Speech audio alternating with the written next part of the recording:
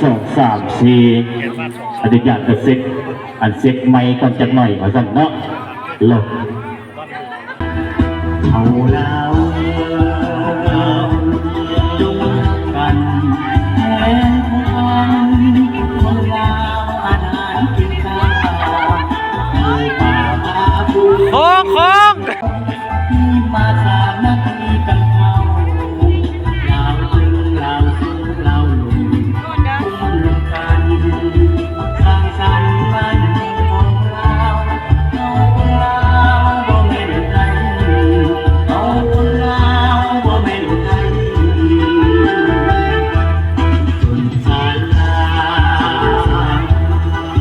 เวลาสาลาวห่วมกันอย่าได้แต่แยกอย่าได้แยกเอาพวกกันพวกที่มั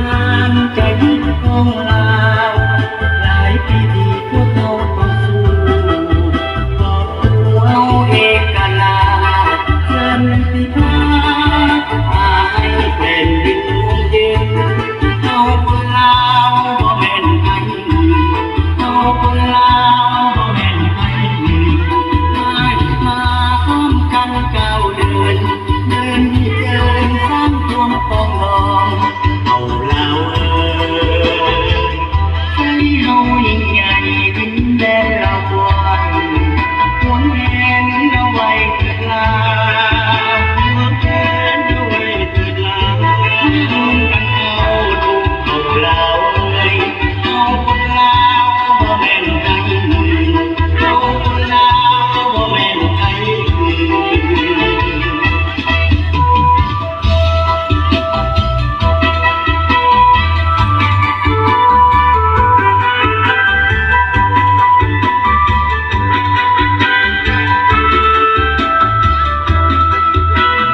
จ้างเลย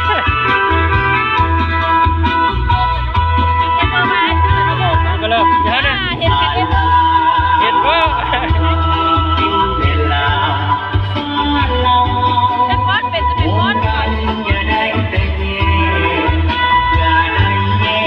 มันเสื้อข้อมุกลายๆอย่างนี้จะงามเนาะ